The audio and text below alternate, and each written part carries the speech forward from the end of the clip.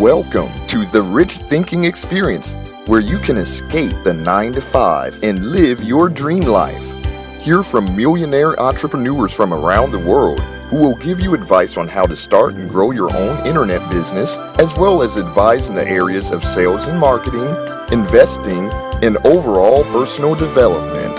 The Rich Thinking Experience with Rama Siva starts now.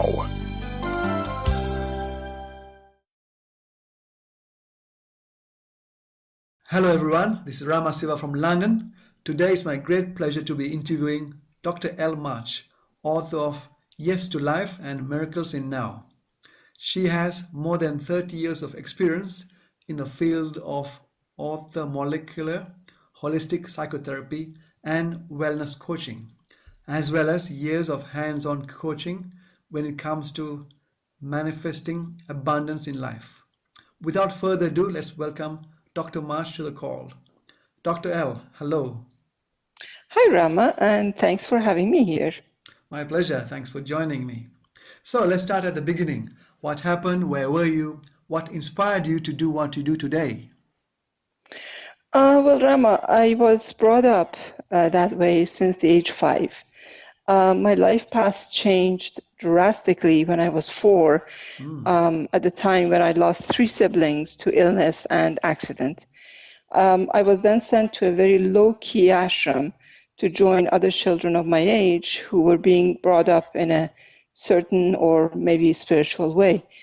My life was spent mostly to begin with in nature and learning about it, eventually leading to the path of learning about our biology and body, which is a mirror of this universe, as you know. I was homeschooled most of my life, and this allowed me to be able to travel the path of education much faster than we normally do through the regular schooling system. So since then, I have been captivated and inspired by this phenomena that we call life. So that's how it all started. Great. And where did you grow up? I grew up in Tehran, in Iran. Wow. And your family are all spiritual? I would say my family, some of them are spiritual, some of them are more religious than spiritual. I would like to sort of separate the two because I don't feel they're the same. We can be spiritual and not religious, and we can be religious and not spiritual. So, or we can be both. So just to pick on a point, so at 5 years of age, you realized something. Could you share At that? 5 years of age, I was put through this type of training. So it was at 5 that my sort of training started, and I started being brought up that way to understand, certain things in life that we normally skip. Like if you take a look at the kids today, a lot of things that we learned in nature at that time, kids today really don't get to touch upon. Wow. And that is thanks to your parents, right? Absolutely. Absolutely. Wow. And is it common for people in Iran to have that type of experience? No, actually, I wouldn't say that it is common. I would say it is less common than you would think. I believe due to the fact that my mother basically lost 3 of her children, she sort of panicked, and in a state of panic, she wanted a different path for me so that I would not go through the same thing and she would not lose me. I think it was a decision based on panic, which worked for me, actually. Okay, so let's carry on. So how and when did you realize that everything was in the mind? Well, throughout my learnings, I began to understand that there's really only one tool that we have come to this physical reality with, and that is our mind and thoughts. Our thoughts are very much manipulated by our perception, and the perceptions are created through our 5 senses. Without realization of these 2 topics, understanding that mind is in charge seems quite sort of improbable. After a lot of contemplation in nature, I used to constantly be full of questions every evening when we gathered to dine. So one simple explanation that was presented to me convinced me at the age of 7 of the power of mind, basically. remember when we used to have these small toy cars that that they were made of metal. I don't know if you have played with them or not. And we played this game in which we would sort of race these cars by giving them one push and seeing whose car will go the longest distance. My teacher at the time handed me a plastic car instead of, the normal metal car, which weighed a whole lot less than any other car that I was against. And after losing the first couple of rounds, I spent an hour or so imagining how I could improve this car. Okay. I finally figured that if I open the car and fill it with sand or some melted candle, it becomes heavier and it will travel further. And so I did that.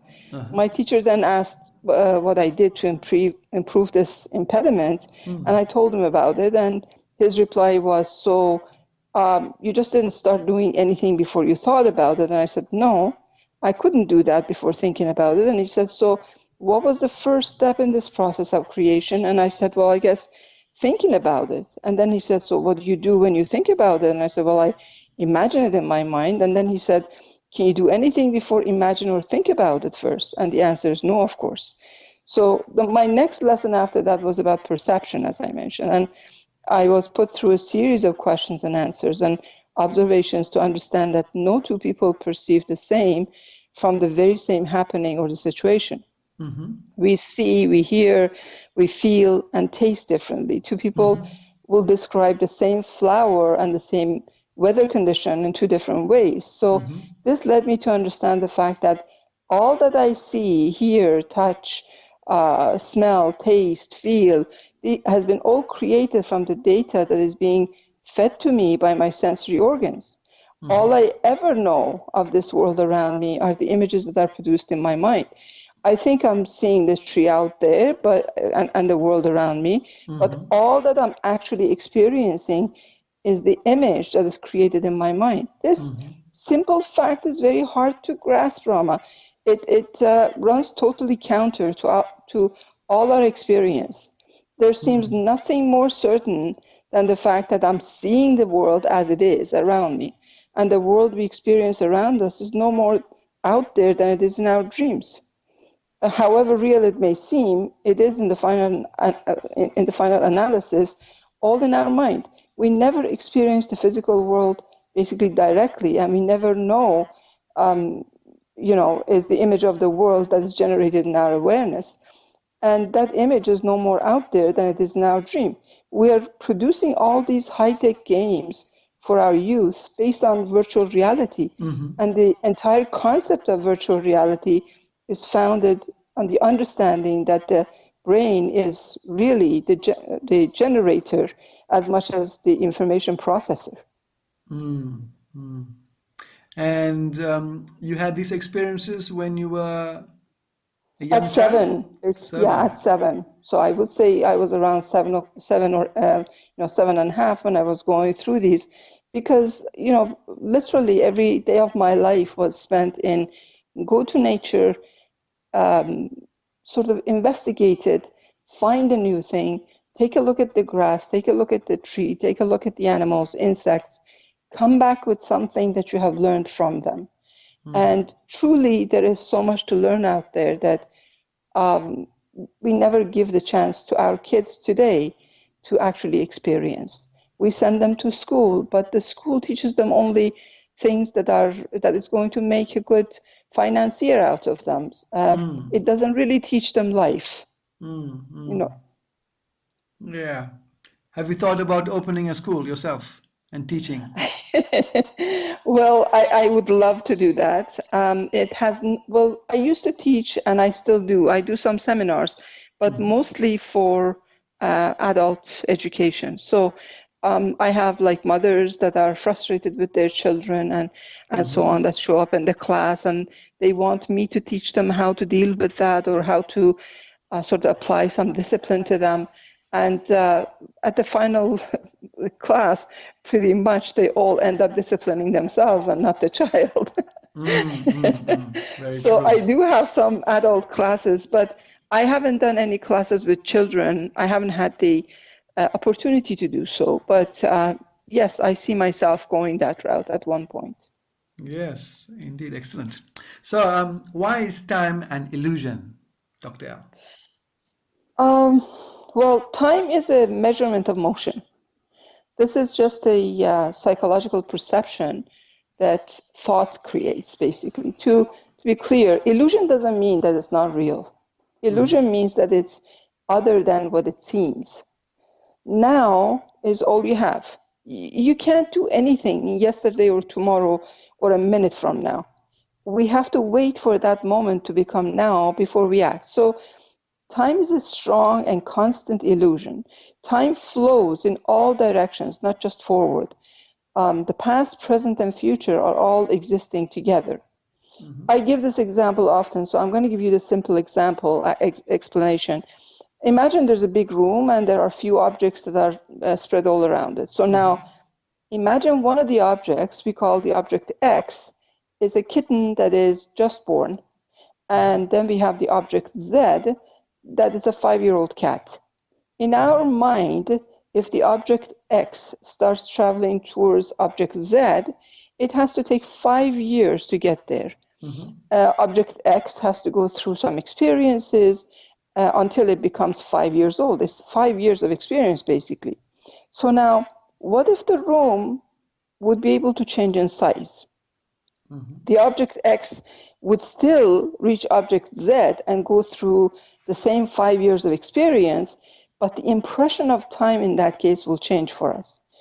I'm sure this has happened to you. It has happened to me for sure, and sometimes the day goes by really fast, and sometimes it drags on due to the fact of who you're with or what you're doing. At times of distress, for example, a minute feels like hours. If you like what you were doing or who you were with, the time, flew by. It flies by, and you don't feel it, but your watch says it happened. So time is an impression of events, and how fast or slow these events pass, that is the calibration of time for us. It's only the calibration of what the time has done that has changed. It's only the calibration of it that changed, nothing else. If we were born moving faster, let's say 10 times the speed, then the time would feel shorter. Now, if I go back to the example of that room, what if you imagine you are the room, or you are this huge object that occupies the entire room? That would mean that you can touch any part of this room or the objects that are in this room, and with no time existing at all. You're in touch with all of it. So everything would be happening right there and then. And that is what now is. Everything that can happen in the entire universe, including past, present, and future, all running at the same time in one huge room, but we're only conscious of a small portion of it. So as you move about, you understand time. So that's why I say time is an illusion, really. Some people talk about a multiverse, as in having multiple universes. Multiple universes definitely exist. In my mind, anyhow. I'm saying definitely because there's nothing definite. Everything that we say to us becomes definite anyhow. To me, in my mind, every single day we create another universe and another universe and another universe. Every time you think about something, every time, for example, you said that 4 months ago you were blessed with a baby, right?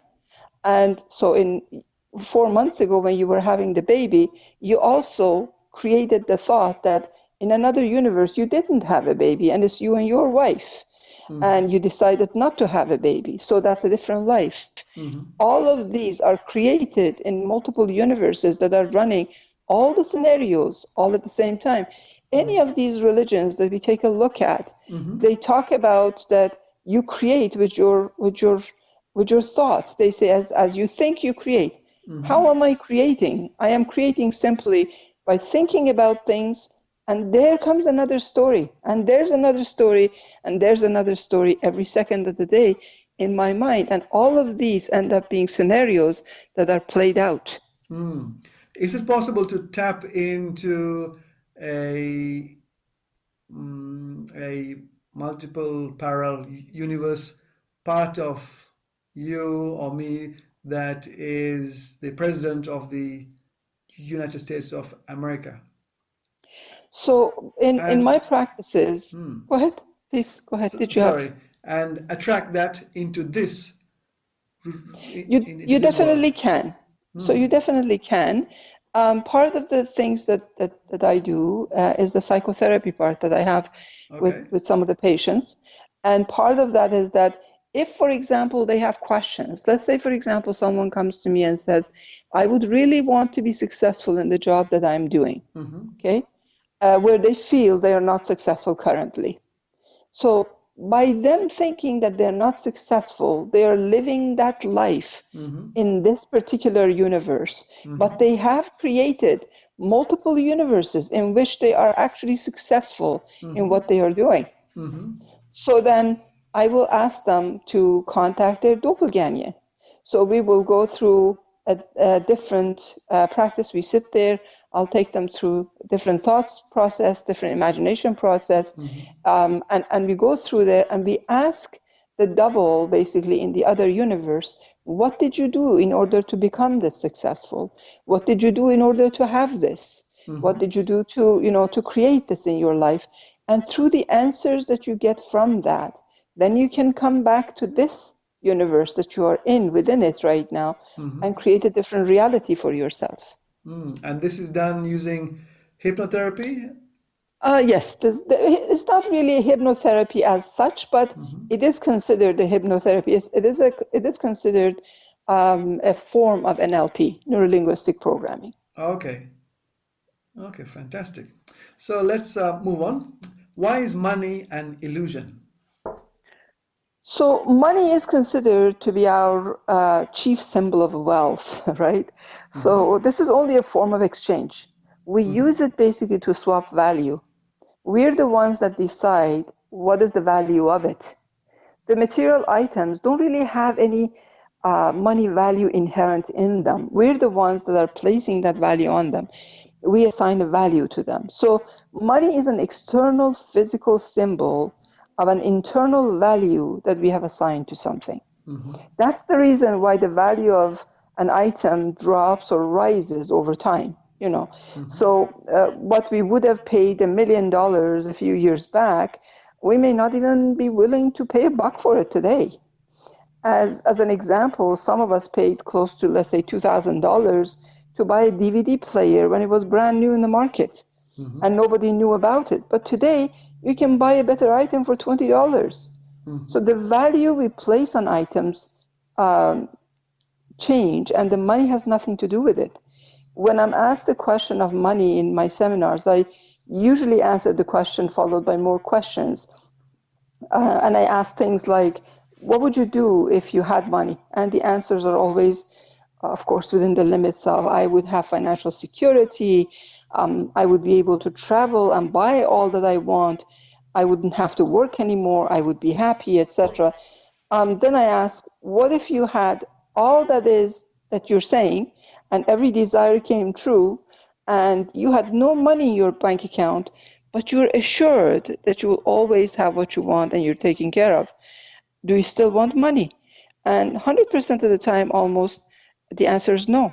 So money to us is always a shadow of something else. The only reason our financial system is not really caving in is because we all have agreed to believe in money. The first step for us then is to look into the value of money within ourselves. We don't need anything outside of us to increase our wealth consciousness or the result of it, which is the money. The first step is to remember that money is only a shadow of something else, and it's not real. We're already wealthy, but we've been taught not to experience it. I encourage you to read my book. I have a book called The Wizard in You, and I have in detail explained there how to build wealth consciousness. And once you learn this, money and success will follow you automatically. You don't really need to look for them. They will find you. Great. So my next question is, what is quantum physics and how is it related to manifesting abundance? how being in the now, you can manifest anything immediately. And could you share some experiences from your own life regarding manifesting abundance immediately, Dr. L? Sure. You can call me L, actually, just. Okay. So, physicists nowadays, as you know, have proven beyond a shadow of doubt that this physical world we live in is a huge ocean of energy that flashes in and out of being in a fraction of a second over and over again. And that is what quantum physics is all about. How things look and feel to us are all dependent on their various frequencies. We have 5 physical senses, as I mentioned, and each of which have different frequency. In other words, we are experiencing what is around us only through 5 limited frequencies and perceptions. We don't have the full picture. We don't have a complete and accurate picture of things. Our thoughts are like are sort of linked to this ocean of energy, and this decides what form we will create or manifest. This entire energy field we call universe is literally altered moment to moment and piece by piece to manifest our physical life. Look around you. Everything you have started with a thought that grew as it was shared and expressed until it grew into a physical object. So quantum physics tells us that observing an object causes it to be there. So an object doesn't exist if there's no observers. Energy comes together to sort of create your atoms, which in turn is going to create matter. So matter, therefore, is made of energy. Energy then exists as waves, which is stretched over time and space. These waves become localized at a particular time and space only when someone is observing. As soon as the observation is withdrawn, they're waves again. So you see, your observation and focus and attention to something literally creates that thing at that moment. When you ask, how can I manifest anything immediately if I'm in the now? The answer is easy. We manifest immediately all the time. The minute you look and think, so the minute you think, actually, not look yet, the minute you think about it and you put attention to it, it is there. In the world of energy, as I mentioned before, time is a true illusion. There's no time required to change anything. The world of energy is the world of frequency. In order to manifest anything physically immediately, we need to tune in. The old example of the radio station and the receiver still applies. No matter how much you're willing to listen to, let's say, 97.3 FM, if you're tuned into 98.1, it's not happening. So the trick to get anything physically manifested in the shortest possible time is the matter of fine-tuning your own thoughts, feelings, and emotions. I have many examples of manifested abundance in my life, and in all honesty, I can say my whole life speaks to that. But I'll give you a recent example. I went to a home show with my husband not too long ago, and there stood a very beautiful shed for the backyard that I fell in love with. The price tag on the shed was $5,500, but they were not asking for the money beforehand and only after the installation, which would be about a month time. So knowing that I truly wanted to have this shed, and without knowing, and I'm saying this, and I would like attention to the word, without knowing the how of the payment is going to happen, I purchased the shed that day, and it got delivered and installed within the month, and it happened to be a beautiful shed in my backyard. And one day before the bill came due, I went to check my mailbox, and evidently there was a mistake made in my tax return the year before, and I was owed $5,600, and there was a check for it. It allowed me to it allowed me to pay for the shed easily, and an extra $100 basically to celebrate this manifestation. So now, listening to this story, people who will be listening to this story will be calling me irresponsible for making a purchase without knowing where the money will come from. But to our trained minds, this seems ludicrous. But to the laws of energy, it is not. This is the energy-based universe where all appears from thin air, namely energy. But once again, we must not want to decide the how of it. All that is needed is desire, focus, and alignment, the energy alignment. When the source energy was creating this world, or if you want to call it God, he didn't look into his pocket to see if he had enough money to do so. And I'm using he as it might sound rude. So there is no gender to this energy. The source energy inherently knew that all that is required is the desire to create, and there it was. So me, being a part of this energy, should be able to do all that it can. Now, please, I'm not asking anyone to do this or everyone to do this. They must understand the power of this energy and relinquish all control before attempting to do that. And they will succeed. That is the process of alignment. Great. We are co-creators. What beliefs do we need to have to create miracles now? And what part does doubt and fear play? What about the emotions and feelings you just mentioned previously? Well, we create miracles on a daily basis, Rama. We create our lives day in and day out, and each creation, regardless of whether we like it or not, is a miracle. Miracles are natural. They cannot stop from happening. If you're asking me how do we create miracles that are pleasant to us, then that's a different question. The only ingredient required in creating the life of your dreams is alignment. We need to align our energy with the object of our desire. You will hear this from me over and over again because really there's no way around it. We are in an energy-based universe where all is about energy and frequency of vibration. You cannot send out vibration of poverty and expect to receive wealth. Once we start understanding this simple message clearly, we then become responsible. Everything that happens in our lives, whether small or large, we will take full responsibility for it.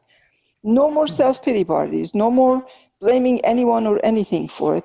Only evaluation of how did I create this so that I will repeat or not repeat it ever again. You can also create through doubt and fear, if you like.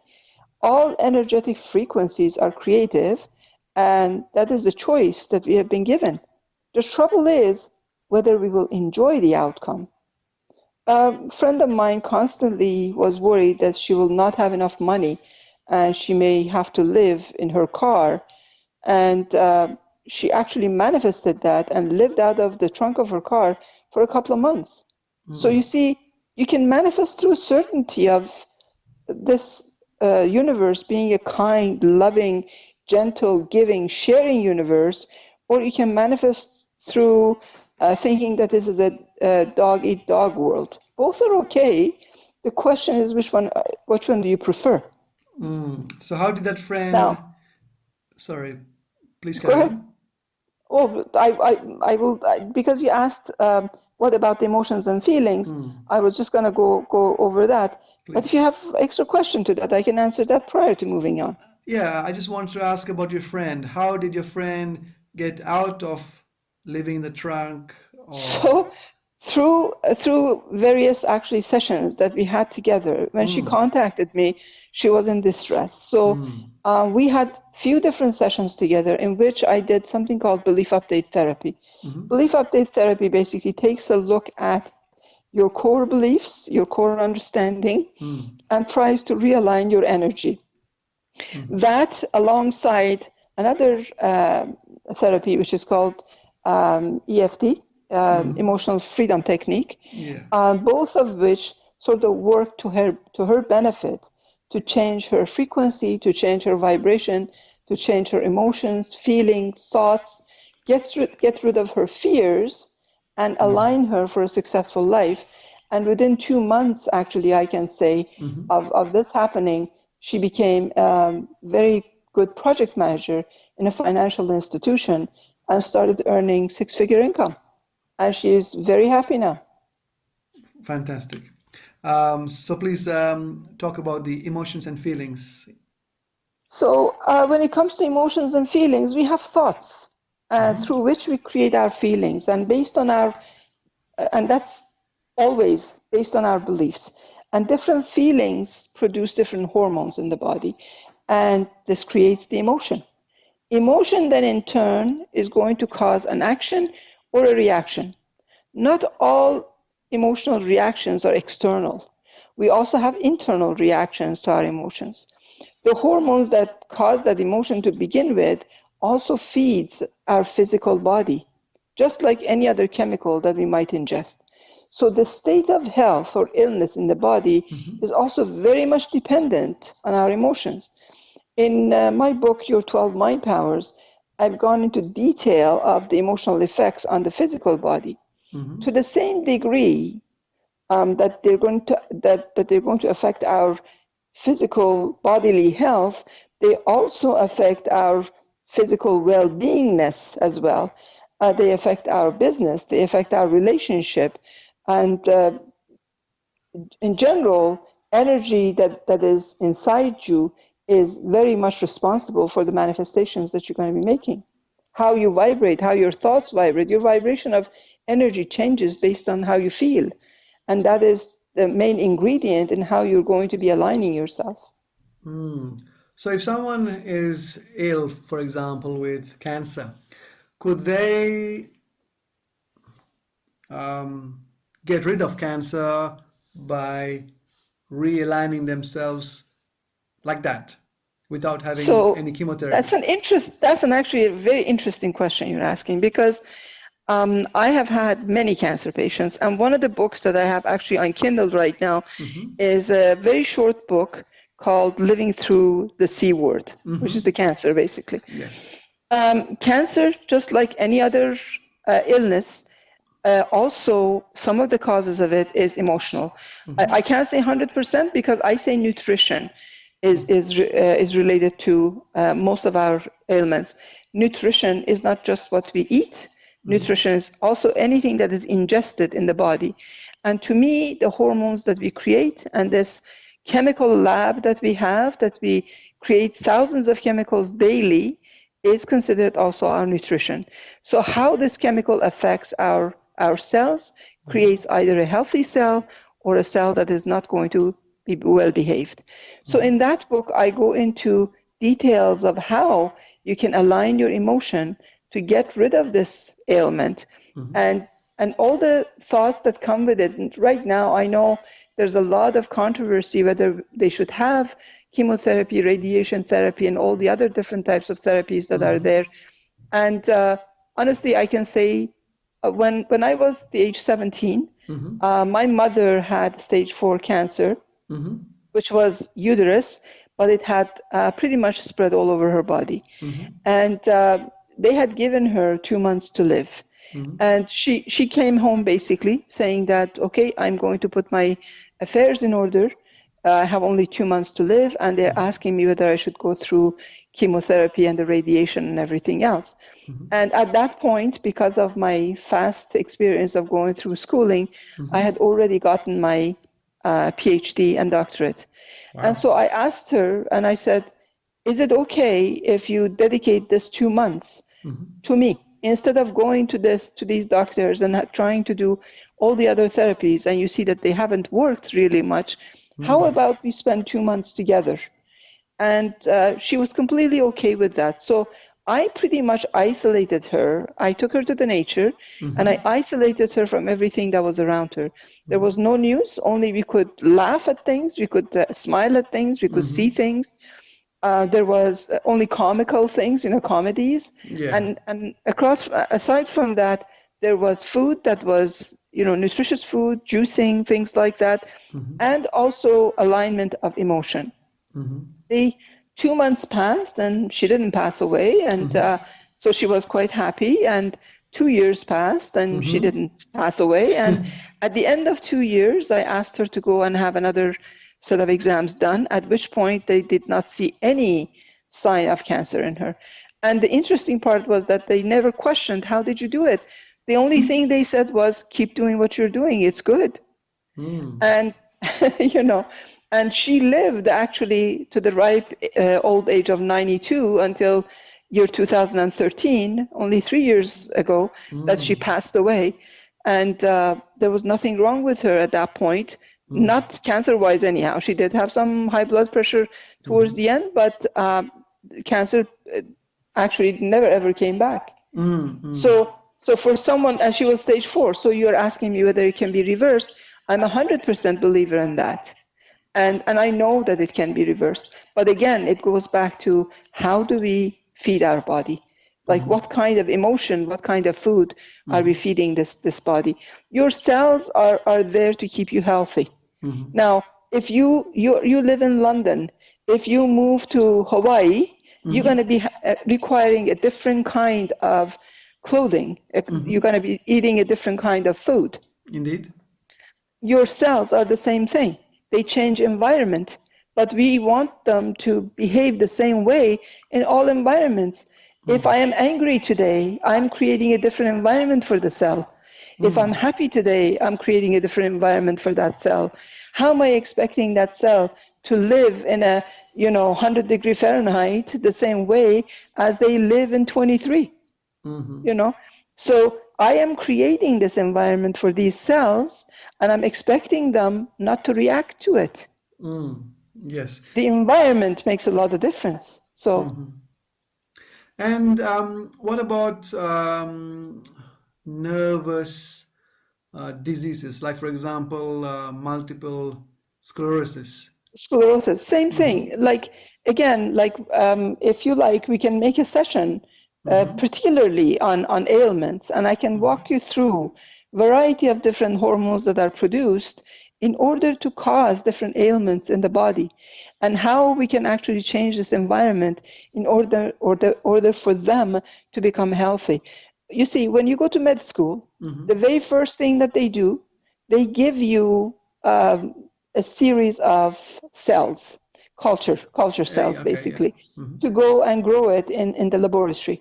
And all of them are exactly the same. These are exact same cells that you're trying to grow. So, and they tell you, if tomorrow morning you come back and you see that one is different than the other, don't try to tamper with it. Okay? The reason is that when you come back, one of these cells, one container has changed into muscle cell, the other one is a skin cell, the other one is a liver cell, the other one is a bone cell, and they have completely changed. The reason for that change, they say in our med schools, is that the environment is different. Okay? That's the environment that is different. Unfortunately, after we graduate, we forget that very first lesson that they taught us in med school. It is the environment that is different. I don't see any of the doctors today questioning me when I go in and say, I suffer from this and that, to say, what kind of environment are you producing for yourself? What kind of environment are you in? So that they can cure that, so that my cells can go back to normal life. Okay? Our cells know nothing but to protect us. In order for me to live longer in an acid environment, an acid environment versus alkaline environment, is for my cells to turn into something that can live in an acid environment freely. And that is when cancer comes through. That is when other ailments come through. They're not trying to kill me. They're trying to actually lengthen my life by changing their method of coping. Now, on the other hand, I'm coming back and saying that, hey, let's kill cancer cells. I am not really doing myself a favor. This cell was doing me a favor, was kind to me, tried to change so that I will live longer, and here I am trying to kill it instead of producing a different environment for it. So in both cases, cancer and multiple sclerosis, you're saying that to remove yourself from the environment, remove yourself from the people you're surrounding with, the friends or family and go to nature. And it's not just going to the nature. When I talk about environment, it is not your external environment only. It is your internal environment that makes most of the difference. I know people that externally are surrounded by chaos, but they only know peace within, right? If you are that type of person, I can guarantee you almost that you will never ever feel ill, because you know how to master your inside environment. It is the inside environment that is going to cause you ailment more than it is your external environment. Your external environment can be dealt with if your system is operating in a proper manner. Fantastic. Thank you for sharing all this, Elle. So my next question is, you talk in your book, Miracles in Now, about your world is made of spirit, mind, and body. The cause is thought, and body is an effect created by a cause. Could you share more about this? What is thought? Yes. So our world has three components. We have mind, we have body, and we have spirit. Each of them have their own unique purpose. Starting with spirit, its function is that it's our life force. This is the part that is everlasting, is unlimited, is all-knowing, all-powerful, and one with all. And it's invincible, and it's unconditionally loving, and is fearless. Our mind is the one that creates by the extension of thought, and it shifts that energy that encompasses, so to speak, all things physical. We have the higher and lower minds. The higher mind identifies with spirit, and the lower mind identifies with the body. So it's a so-called bridge. Then the body's function is to experience. We can only experience if the world around us is relative or is comparative. Mind and spirit are living in the territory of absolute. They don't know about relative and comparative. Our body, though, has no power or cause to create. So it basically takes on any characteristic that the mind is going to assign to it. As to what is thought, human brain is composed of about 100 billion nerve cells or neurons, which are interconnected by trillions of connections. On average, each connection transmits about 1 signal per second, and some of them thousands of signals per second. Somehow, this is called producing thought. Seeing the physical complexity of this, it's really hard to say where it originates, where it starts, and where it ends. It's like asking or trying to find out where the forest begins. Is it from the first leaf? Is it from the first root? We really don't know. So when we are talking about mind, I mentioned that we have the higher and the lower minds. So we have internal and external intellect. Our higher and also lower minds are constantly in the give and receive mode. We create thoughts spiritually as well as physically. For us to understand how spiritual thoughts come about, I sort of need to briefly touch on the subject of collective mind. Our higher mind is constantly drawing and depositing into the collective mind. So some of the thoughts are not even ours, but due to the frequency and the resonance that we have created, we receive them. The lower minds, for example, when you're on a telephone call, you know how sometimes two signals cross and you can hear two voices on the same line? It's sort of like that. The lower mind reacts to physical stimuli, and in that, let's say when a feather brushes against your skin or the phone rings, each triggers a series of signals in the brain we consider thoughts. Thoughts, however, create a series of reactions due to our belief system. The same thought in two people creates a completely different reaction. Our thoughts are also vibrations of energy. We are on autopilot most of the day, actually. We work, we converse, we worry, we hope, we plan, we shop, we make love, we play. And with all of it, we pay minimal attention to how we think.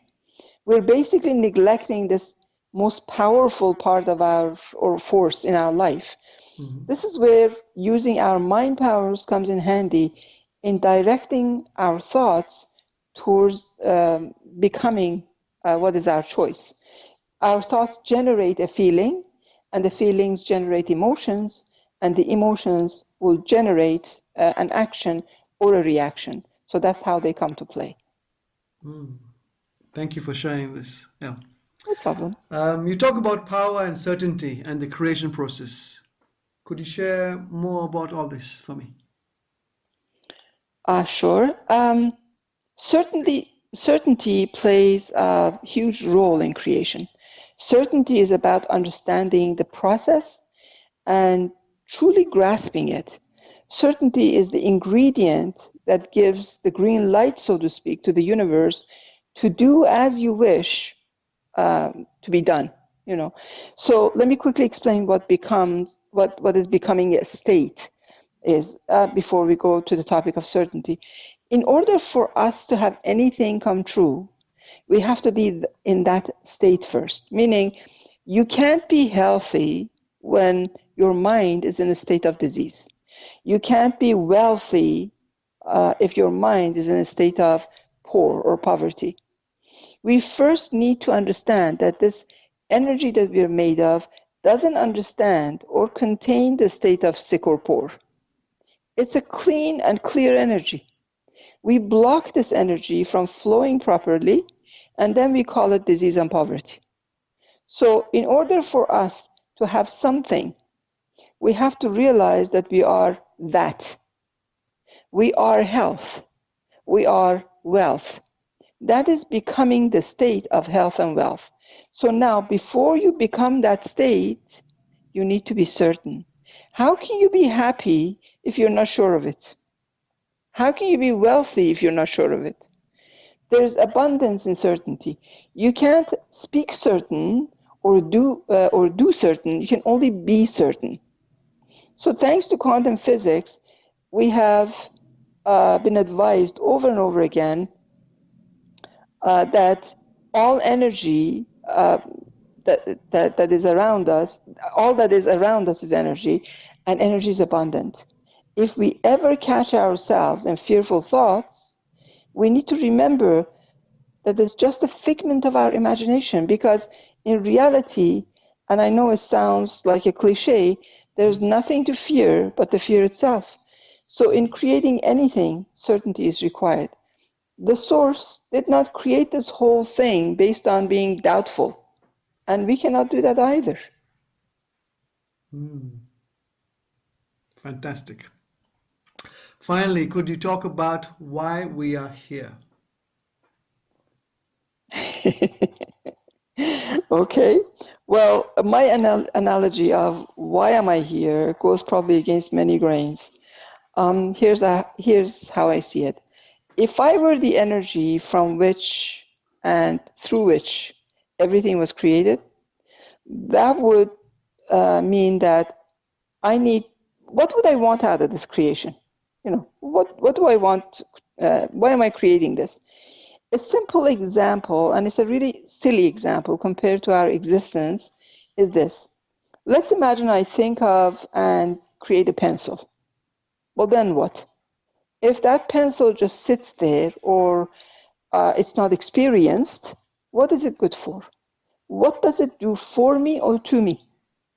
If I pick up this pencil, then I can write, I can draw with it, and I can create more.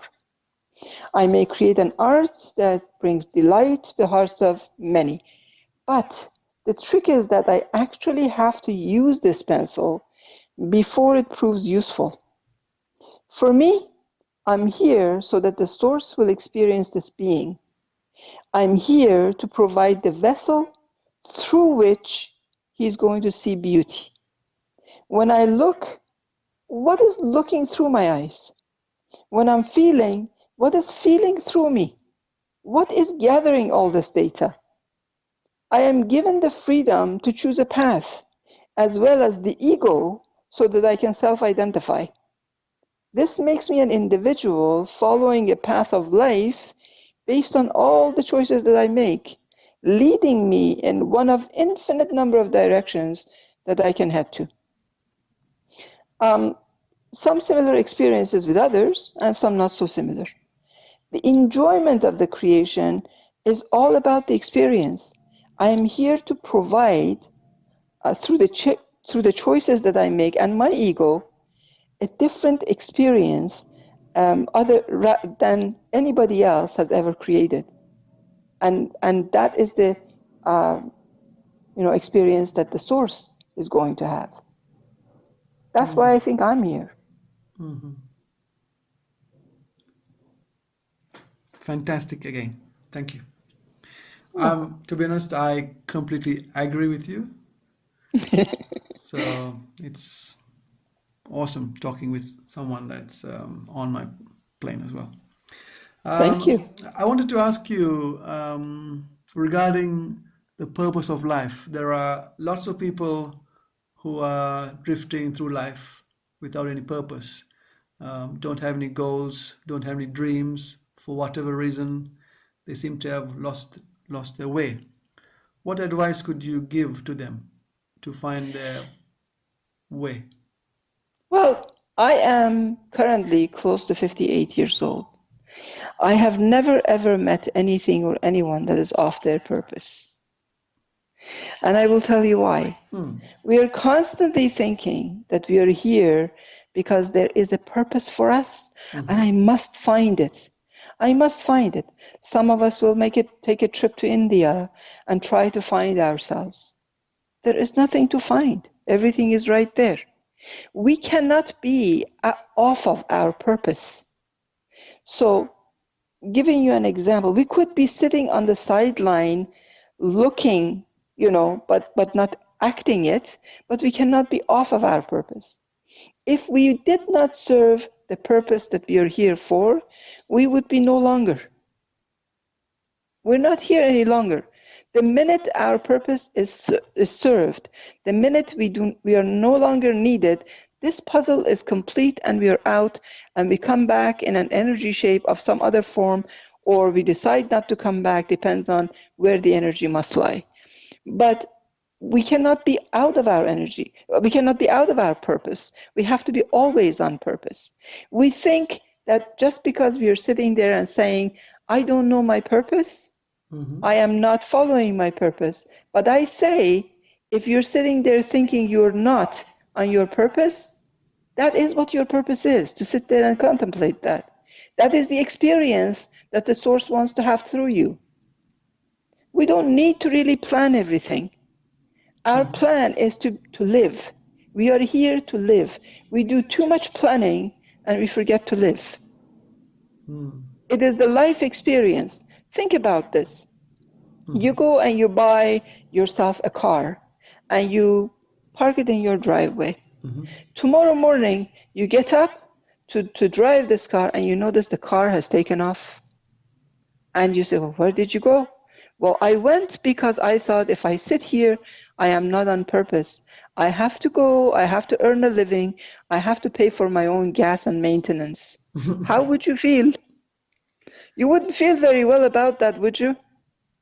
You have that car because it is there to serve a purpose for you. And yet it imagines that it's not serving the purpose and gets up and starts running. And that's what we do. We are here to live. We are not here to constantly plan and find out whether we are unplanned or out of plan or whatever. We cannot be out of purpose, no matter what we are doing, no matter where we are, no matter what we are thinking. We are constantly on purpose all the time. Thank you again. Could you share any limiting beliefs you have had and how did you change them? So as you know, as the start of this conversation, when I started my life learning this way, way before I had the regular environmental programming happening to me. So Lucky it made you. it easier. So it made it easier to change any obstructive thoughts or so-called limiting beliefs for me. One instance that I can remember is the fact that I loved, and I still do, and enjoyed smiling at everyone. It didn't matter whether I knew them or not. And one day, a lady asked my mother, "Is there anything wrong with your daughter?" And, and my mother asked why, and she said, "Due to the fact that she is smiling like a crazy person." When I heard this, it did create a limit on the number of smiles that I was delivering from then on. I wanted to be accepted, and I was holding myself back from smiling. I was buying into the belief that I should not be smiling at strangers. My teacher then, of course, noticed that and taught me the limitations we create for ourselves and others through judgment. He explained that the limitations that that lady was putting on her own self by thinking that way. He explained the oneness of all creation and the fact that if I go by the judgment of others, I will be living their life and not mine. Limiting beliefs are usually programmed into us by society, parents, associates, friends, schooling, etc. They make us believe that their fear is our reality. If they have fallen on ice in winter, following their belief, we walk cautiously in summer. We are disabled this way from running. In this, we are, of course, hindered from creating our own reality. In changing anything that limits us, we need to see things through the eyes of the source. The source energy does not know limitation. The source creates as it wishes. Once we know we can create as we wish, then all limits are clear. Seeing that we spend many years teaching our children their limits, as adults who are brought up that way, our only chance is the change of perception. In other words, retraining ourselves to see things as they are and not as they appear to be. So to me, that's how you might actually overcome the limitations of the belief. Thank you again. What are your daily habits with regards to manifesting abundance? Clearing my mind, concentrating on unity with all. I'm really big on that. Aligning my energy with the energy of the source through meditation. After all that is created is from the same energy with a different frequency of vibration. I find this practice, and it's an amazing tool to provide me with all that I need for me to enjoy life fully.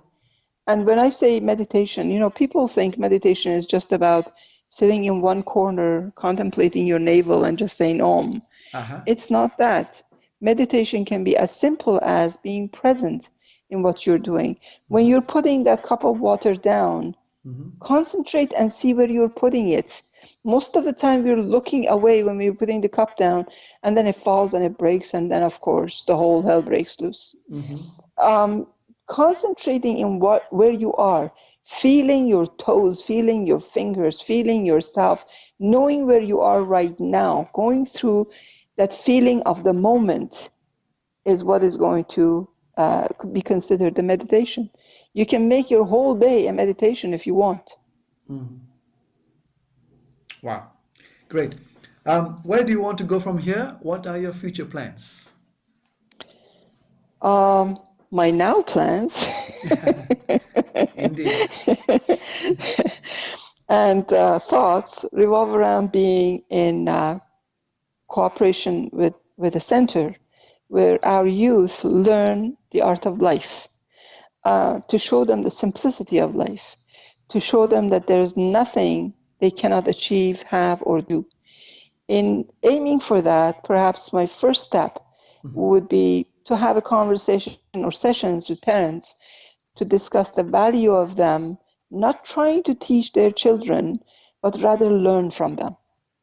And I think I have already started that through the adult education. Could you share a bit more when you mentioned that when you mentioned regarding listening to your children? And learning from them. So I will answer that question with a question actually. When you take a look at the child, which one is happier, the child or you? The child, of course. Then who should be teaching who? The child to me. We try to burden them with our beliefs. We try to discipline them with our beliefs. Whereas the nature of this being, the nature of this universe is joyfulness. They are the ones that are here and they're on purpose, as you said, and we are trying to change them from what they are. I think we should listen to them. Last question. If you were conducting this interview, what question would you ask? I would ask perhaps, what have you learned since writing the books Miracles and Now?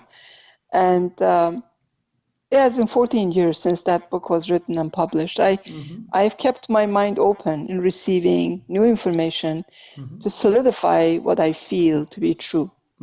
As they say, you find what you look for. So I have since honed my skills in information transfer and have evolved to write many books on the topics of prosperity in life. I have since created many guided meditations in helping individuals achieve their alignment, and I have learned that I can be a tool through which others can succeed. And finally, I have become a better alchemist. And in this, actually, I wanted to thank you for giving me the opportunity to voice these learnings. Well, it's been a pleasure talking with you, Dr. L. Likewise. And I'm sure we'll connect again very soon. I certainly hope so. Thank you. Absolutely, Over the next pleasure is few mine. years. And yeah, so as a new parent, what advice could you give from a person who is obviously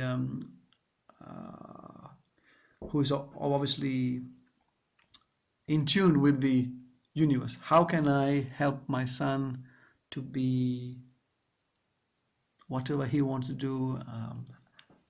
How can I be the best parent that he needs, basically? So how I look at this, Rama, is if you take a look at when we bring children to this reality, to this physical reality, we are just a transport unit. Yes. We are a taxi that they took to come from the other world into this world. They chose us, right?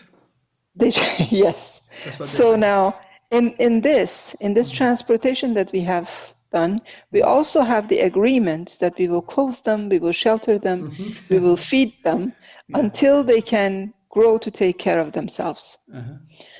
For me, the very, very valuable lesson for me is that had it not been for my parents allowing me to grow without the beliefs that they had, and there was tons of limited beliefs that we carry around with us as adults, because we have grown up, we have seen, like we watch the news, we listen to the news, we read the news, and the news nowadays are nothing but belief building around fear, scarcity, limiting items that we really don't need in our life.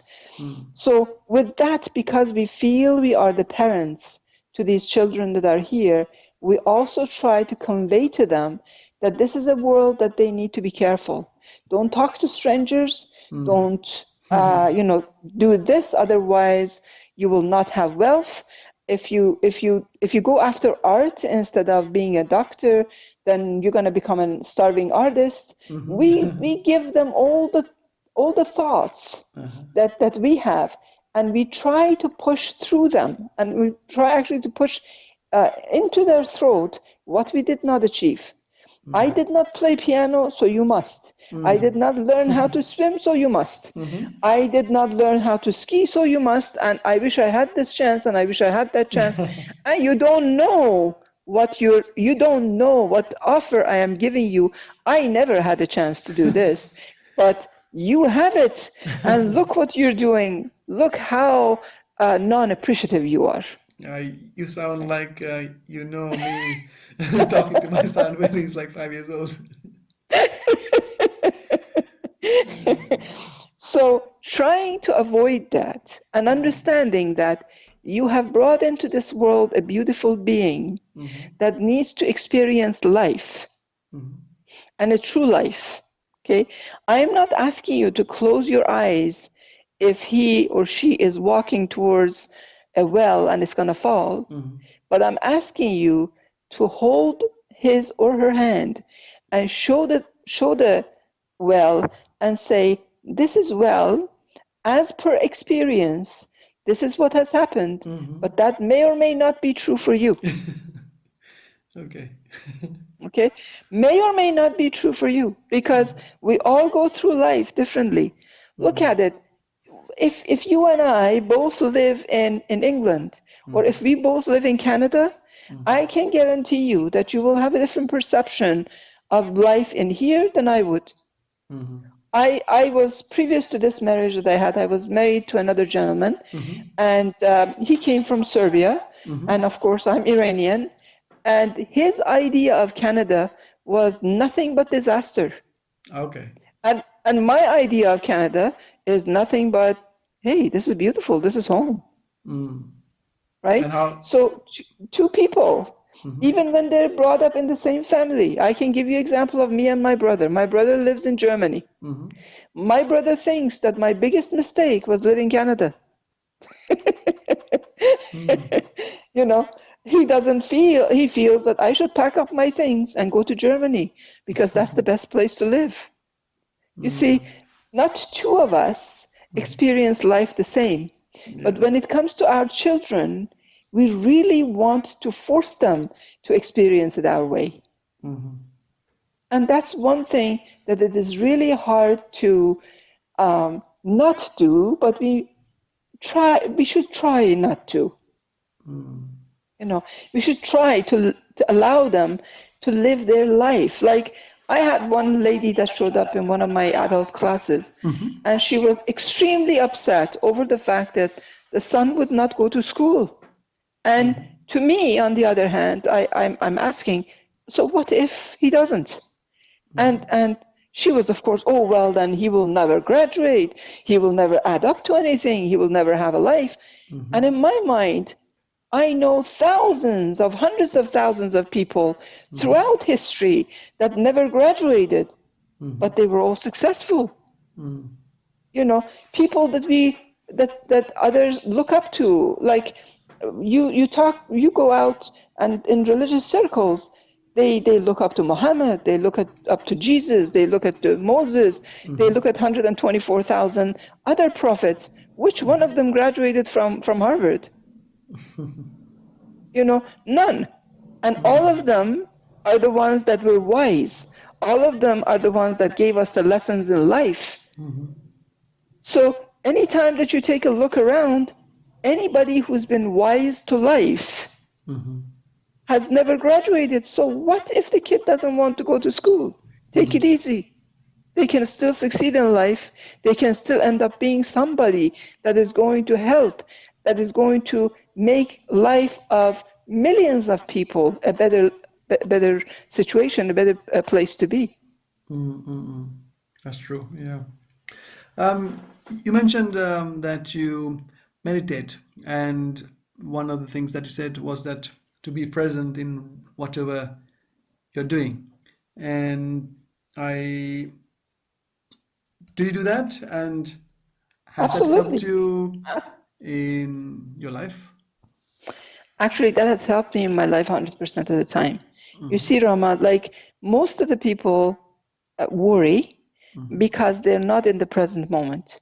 Yes. The worry comes from the fact that either you're thinking about the past or you're thinking about the future. Indeed. If you're thinking about right now, that this moment of now that is ever fleeting, there is no worry in that one moment. There's nothing to worry about in that one moment. The only time that I will experience a worry or an anxiety or even an anger is if I'm not right now, if I'm not feeling right now. Yeah. Right? So all of that adds up to what? To ill health, to ill life, all of it.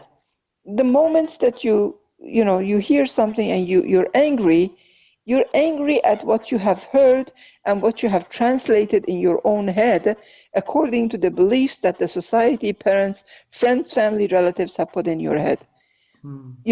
It's not really, it's mistranslated, hence causes an anger.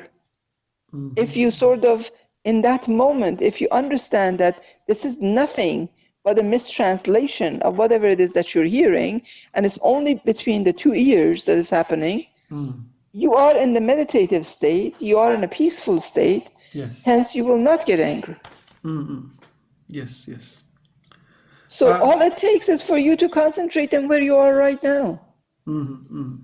Indeed. And just to touch on something when you mentioned about alignment of the emotions. So for example, if someone was not abundant in money, would they just have to think positive thoughts about wealth and money, and that would be attracted to them? Or in many of my interviews, people have said that they must take action, they must do things, they mustn't just daydream and wait for things to happen. What's your thoughts? So the process of creation is a couple of folds.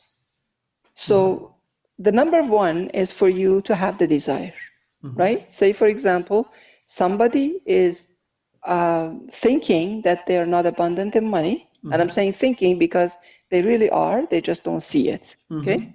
So they're thinking that they're not abundant in money. So the very first thing is that desire, that feeling of, I want to have that. Now, when you say to yourself, I want to have something, where does that come from? Does it come from the fact that you think you have it? Or does it come from the fact that you feel lack? Feel lack. You feel lack. When you feel lack, that's what you get. What does your body look like?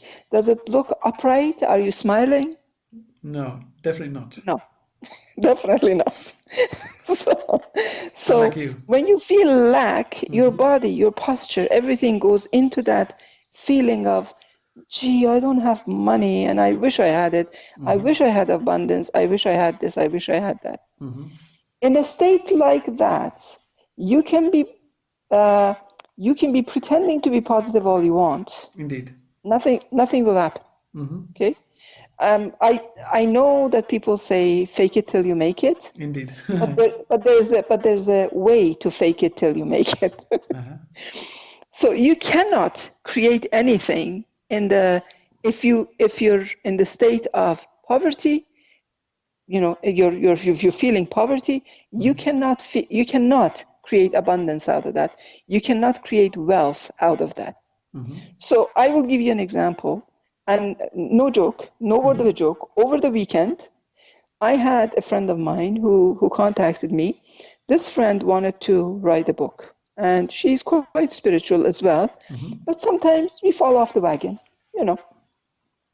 So she quit her job about 6 months ago in the hopes of writing a book and making a success out of this book so that she will never ever have to work again. Originally, when she was trying to do this, she called me and she says, I'm quitting my job and I will be writing this book. My advice to her was the job that she had, which was providing her with the payments enough to pay for her mortgage and everything else, really was not a hindrance in the fact that she wanted to write that book. I said, why not keep the job and then also write the book. Indeed. And once the book is successful, you have all the time in the world to quit that job. However, she was adamant that that was not the way to go. And so she quit her job 6 months ago. And so she came back to me and she said, I quit. And the thing is that ultimately that's her choice.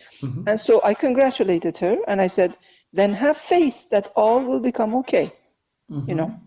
So she wrote the book, but she is in the editing parts of this book. However, she ran out of money. And so over the weekend, she called and she said, oh, I need help. I cannot find a job anywhere. I'm looking for jobs. I cannot find a job anywhere. I don't have money.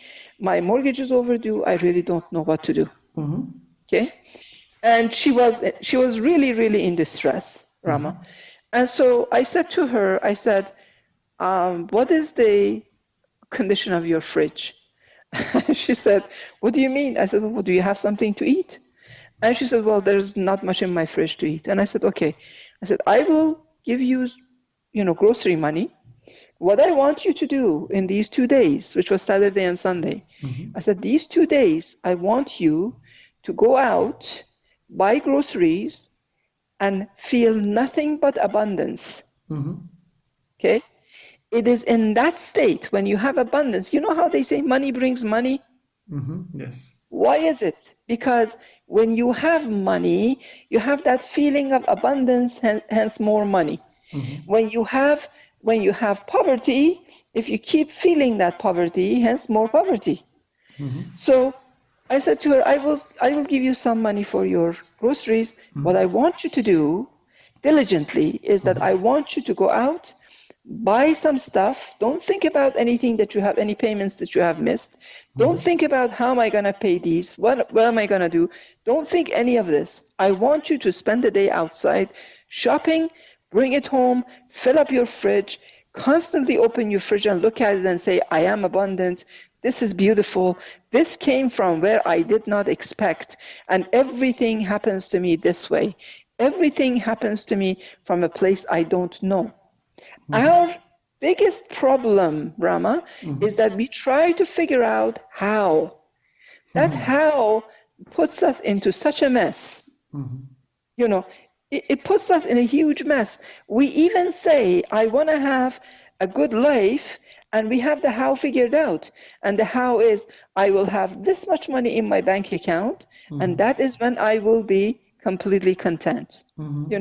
We try to figure out how. So I asked her not to feel the hows.